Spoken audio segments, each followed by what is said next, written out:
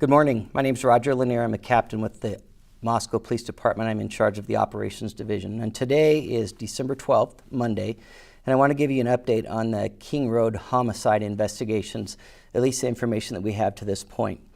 Over the weekend, investigators still continued to sort through numerous tips, calls, and online tips in regard to this investigation. There's been a lot of questions about the white car that we've been interested in.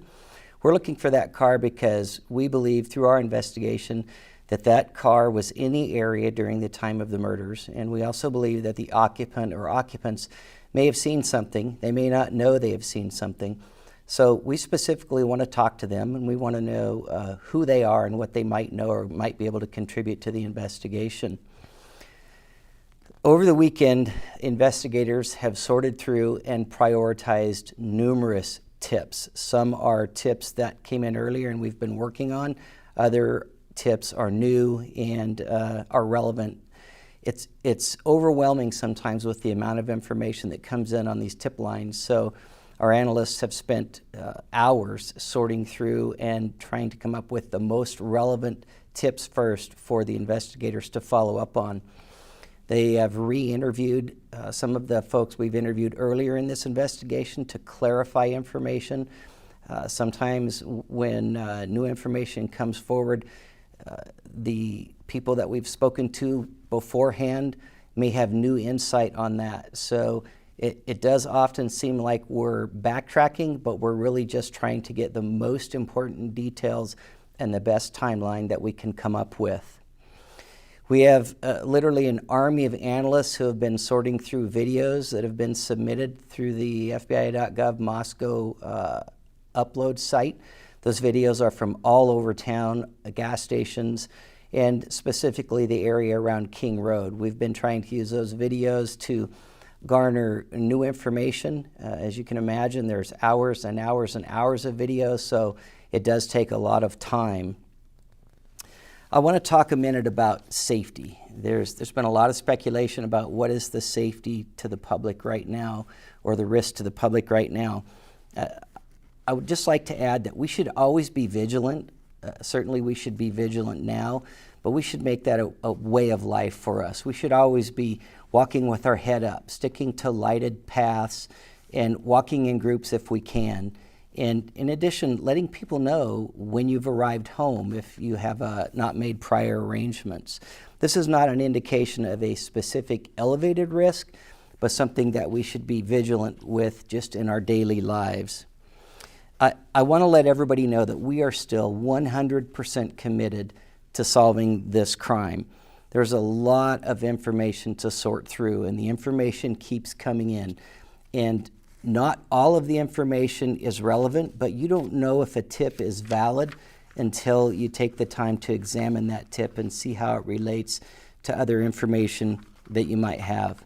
We have teams in Moscow, Salt Lake City, and in Virginia, as well as other locations across the country. And we're prepared to do interviews and follow up on information at any point, anywhere.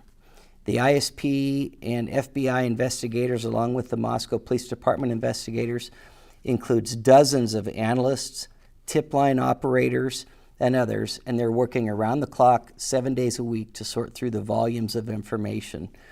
MPD has detectives, support personnel, and a communications team to try to keep everything together, but it is still a daunting task. The FBI, their investigators are ready at a moment's notice at any place in the country to go conduct an interview should the tips and leads take us there. And the Idaho State Police has, besides working on the investigation, had several uniformed troopers in the area to help with safety concerns around the city and on the University of Idaho campus. And just a quick reminder, please stick to official news releases for information.